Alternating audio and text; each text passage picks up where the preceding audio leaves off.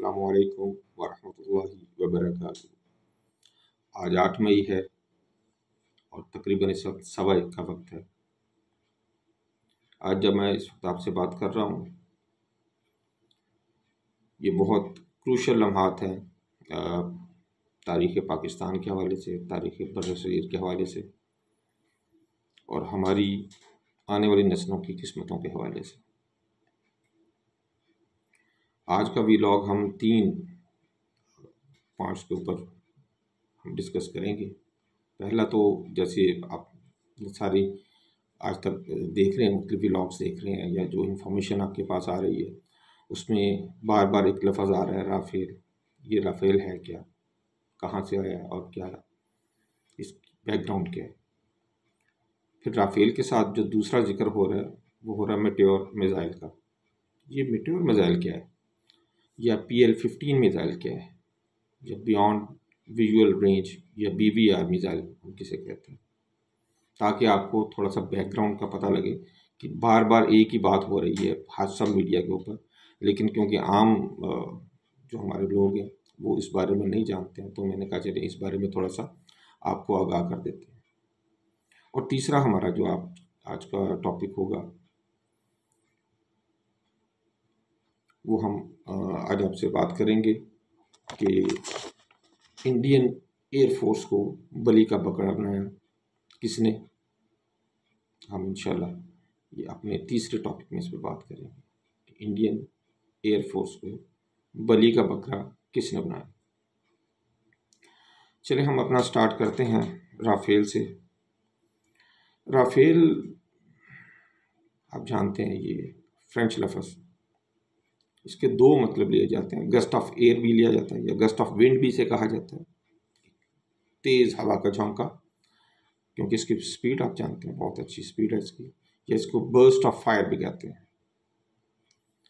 अच्छा, इसको बनाने वाली जो कंपनी है ये फ्रेंच कंपनी डिसॉल्ट एवियोनिक्स है। ये 2 इंजन का तैयार है। पाकिस्तान में आपने जितने तैयारे देखे ये सारे तकरीबन सिंगल इंजन तैयार हैं, जैसे F-16 है, JF-17 है, J-10C है, ये सारे के सारे F-7P इससे पहले था, F-6 था, सैबर था, ये सारे के सारे जितने तैयारे हमारे पास पहले रहे हैं ये सारे के सारे सिंगल इंजन थे। राफ़ेल जो है ये डबल इंजन है और इस अपनी शेप के हवाले से इसको कहा जाता है ये कनार्ड है और ये डेल्टा विंग्स पर मुश्तमिल है। कनार्ड वो आपने छोटा सा इसके ऊपर छोटे छोटे 2 पर देखे होंगे बड़े परों के ऊपर, उसको कनार्ड कहते हैं। और डेल्टा विंग जो है ये इसकी जो स्टेम है या जो इसका जो इसकी बॉडी है वो बिल्कुल इसके साथ लगे हुए होते हैं, त्रिकोण के साथ, त्रिकोण की तरह के होते हैं, तो उस हवाले से इसको डेल्टा विंग कहा जाता है। आपने जो दूसरे जैसे F-16 के देखे हैं विंग्स देखे हैं या JF-17 के देखे हैं वो ज़रा वाइड है और पीछे से हट के होते हैं, लेकिन ये बिल्कुल पीछे ऐसे जाके और पीछे बिल्कुल आते हैं, पीछे आके लगते हैं उसके साथ।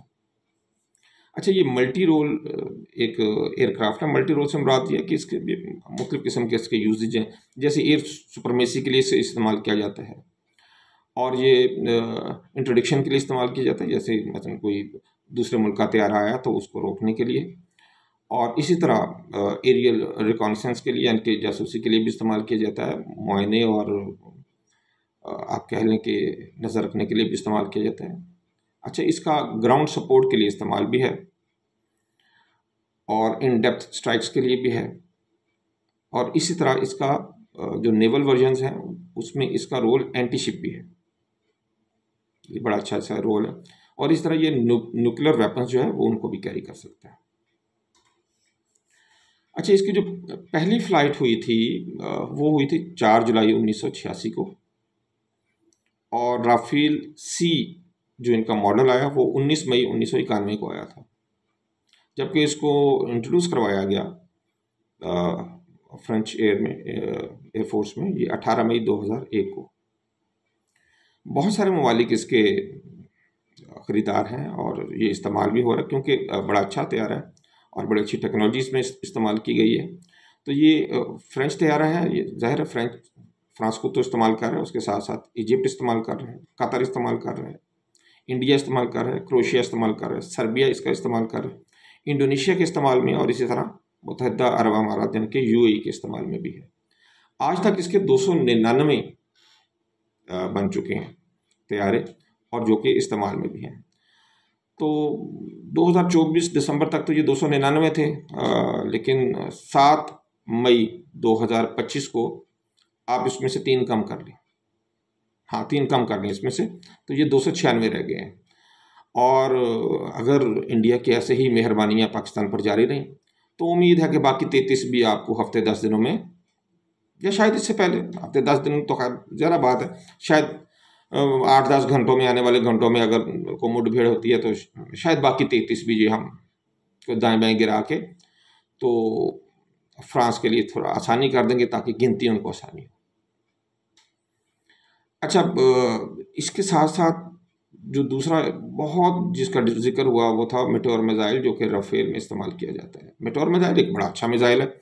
इसको बियॉन्ड विजुअल रेंज या BVR मिसाइल कहा जाता है। बियॉन्ड विजुअल रेंज से मुराद ये होता है कि मसलन आप जानते हैं कि एक इंसान कितनी दूर तक देख सकता है, 25, 30, 40 किलोमीटर दूर नज़र आ जाएगा। आप एक पहाड़ी पे खड़े हैं और आपको बहुत दूर तक नज़र आ जाएगा। अगर आप ग्राउंड पे खड़े हैं तो आपकी जो नज़र है वो 8-10 किलोमीटर इतनी दूर तक ही आपको कोई चीज़ वाज़े तौर पर नज़र आती है, और इसके बाद वो अमूमन नज़र नहीं आती। लेकिन इसी तरह जब जहाज़ बहुत स्पीड के साथ जा रहा है और एक इंसान उसके अंदर बैठा है, और उसने अपने मुखालिफ जहाज़ को भी देखना है, और उसने ये फैसला भी करना है कि मैं किस वक्त इसका शिकार करूं, तो ये मुमकिन नहीं है कि वो अपनी सिर्फ आंख के ऊपर ही भरोसा करके तो वो उसका शिकार कर सके।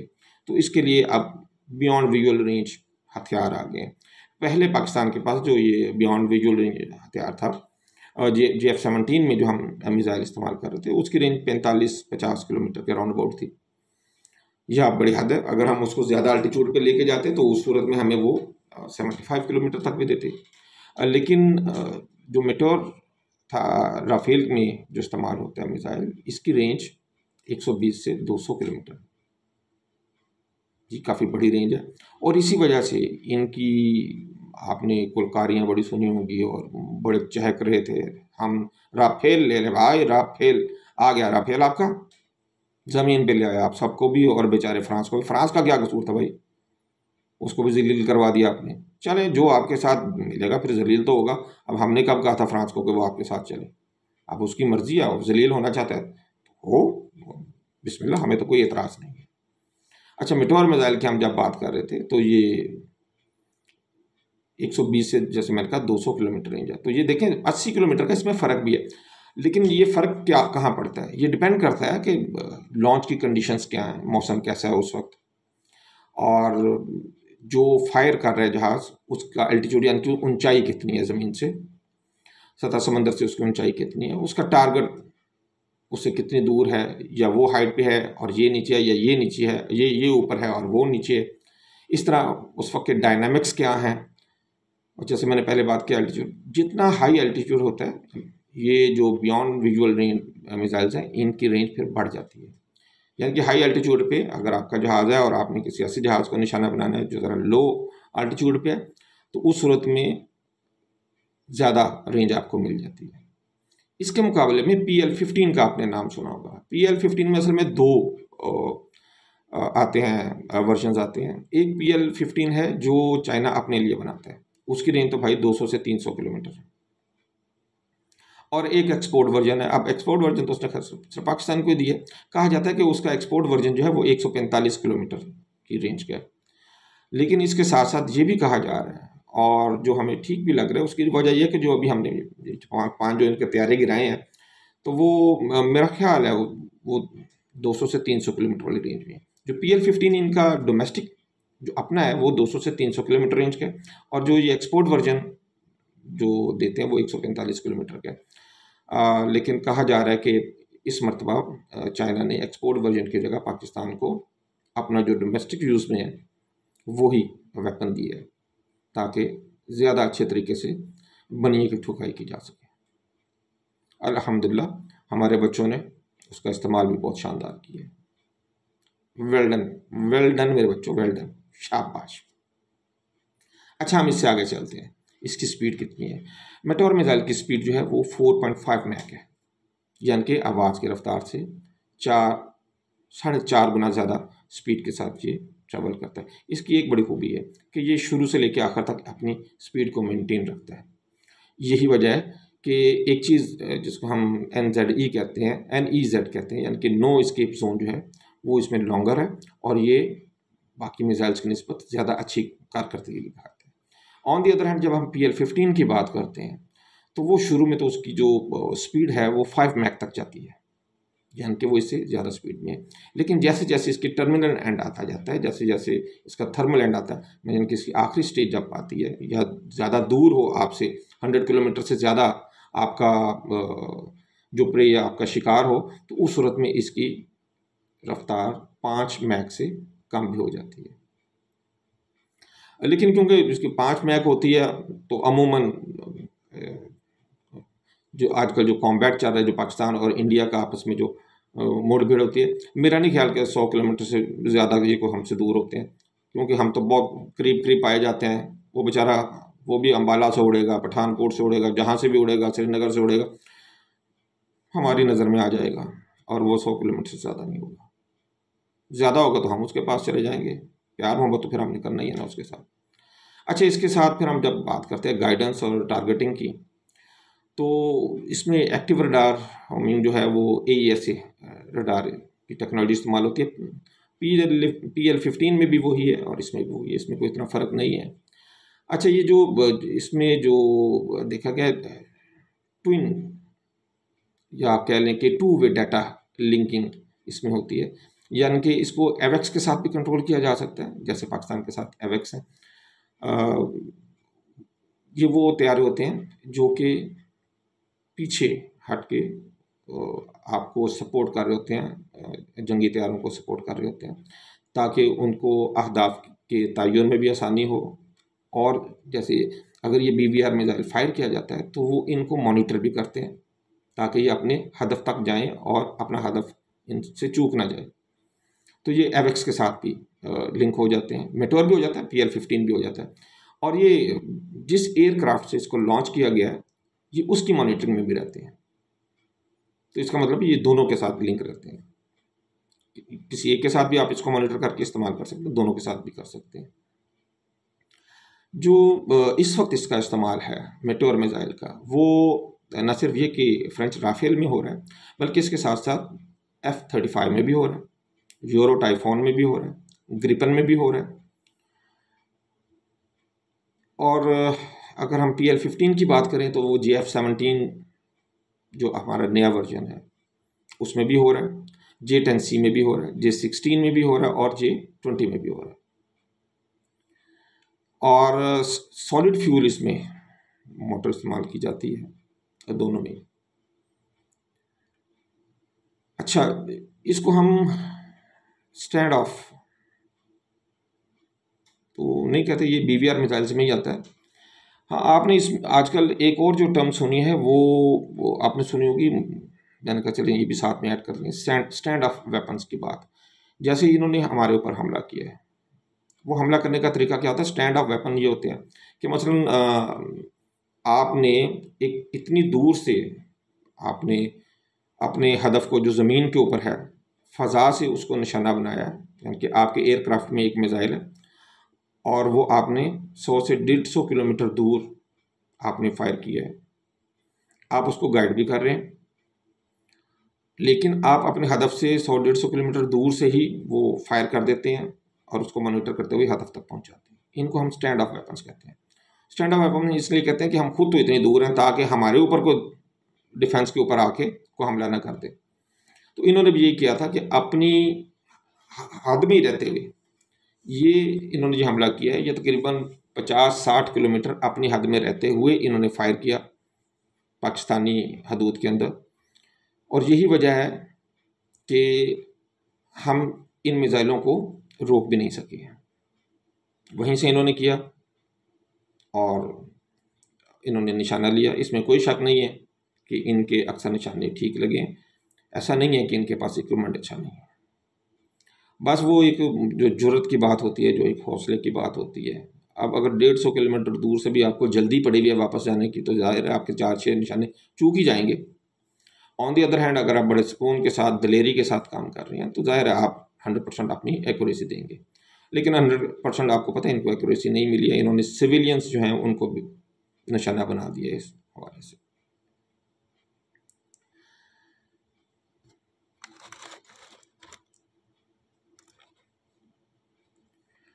जैसे हम बात कर रहे थे कि इंडियन जो एयरफोर्स है उसको,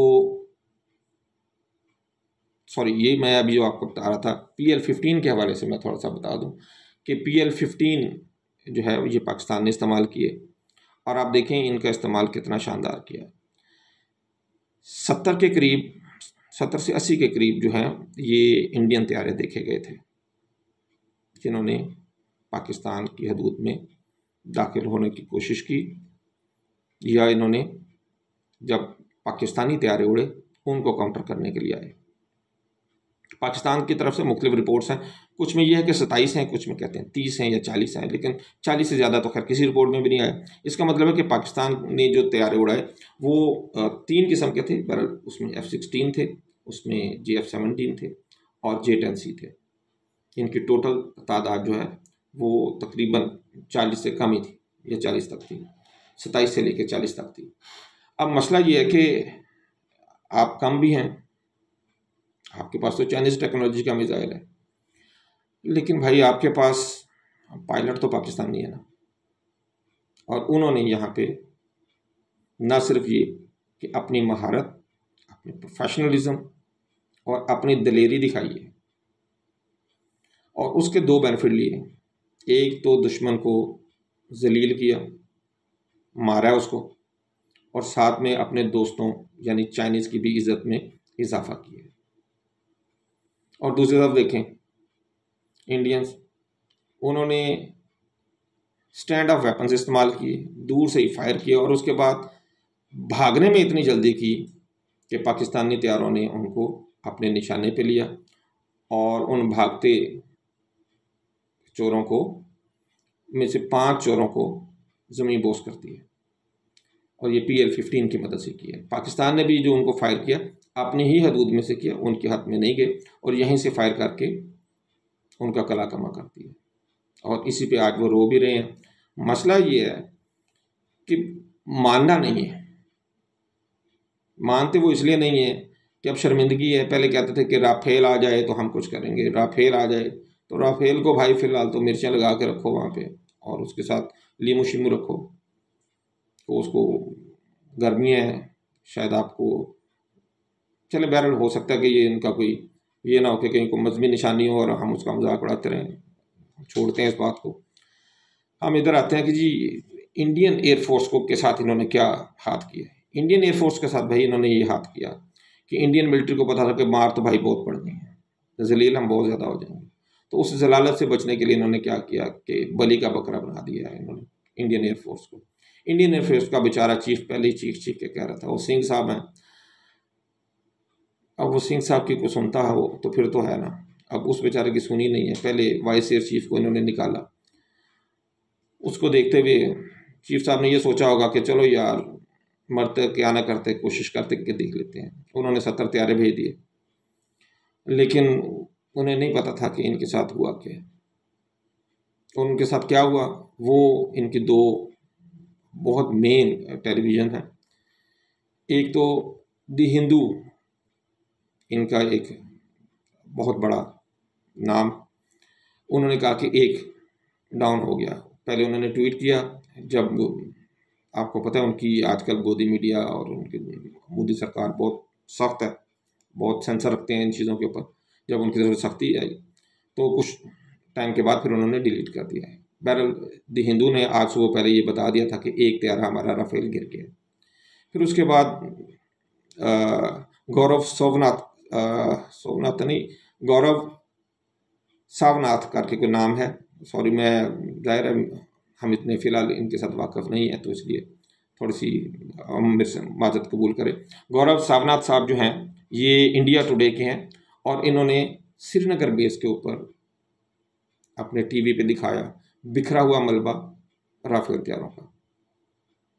और इसी के साथ मुख्तलिफ इनके चैनल्स ने हमें ये बताया कि जम्मू कश्मीर के इलाके में 3 मुख्तलिफ मकामात के ऊपर तैयारे जो हैं वो गिरे हैं।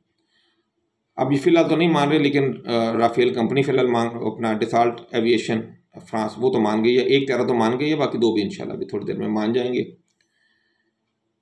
असल में इंडियन आर्मी ने किया ये है, बड़ी तेज़ी दिखाई है। उन्हें पता था हमें बड़ी मार पड़ेगी, उन्होंने इन बेचारों को आगे किया, ये आगे हुए और जलील हुए, और अब सब दुम दबा के बैठे हैं। आज वज़ीर आज़म शहबाज शरीफ साहब ने जो रात को तकरीर की है, उससे हमें तो ये समझ आ रही है, जो मैंने जो बात समझी है, कि यार इनके साथ हमारी फ़ौज अपनी मर्ज़ी का वक्त और अपनी मर्ज़ी की जगह का तयन करते हुए अपनी मर्ज़ी के हथियारों के साथ कुछ अच्छा सलूक करने का इरादा रखती है। हमारी अल्लाह ताला से दुआ है कि अल्लाह रब्बुल इज़्ज़त मुसलमानों को, पाकिस्तान को इज़्ज़त बख्शे, शर्फ बख्शे, अपनी मेहरबानी करे, अपना करम करे, और हमें अपनी आफ़ियत नसीब फरमाए, और हमें दुनिया और आखिरत की कामयाबी नसीब फरमाए। आप सबसे भी दरख्वास्त है कि अपने लिए, अपने घर वालों के लिए, पाकिस्तान के लिए, तमाम मुसलमानों के लिए अपनी दुआओं में एक थोड़ा सा तवज्जो और थोड़ा सा वक्त लाजमी मुकर्रर करें। अल्लाह ताला आप सबकी और मेरी, हम सब की दुआओं को कबूल मंजूर फरमाए। आमीन सुमा।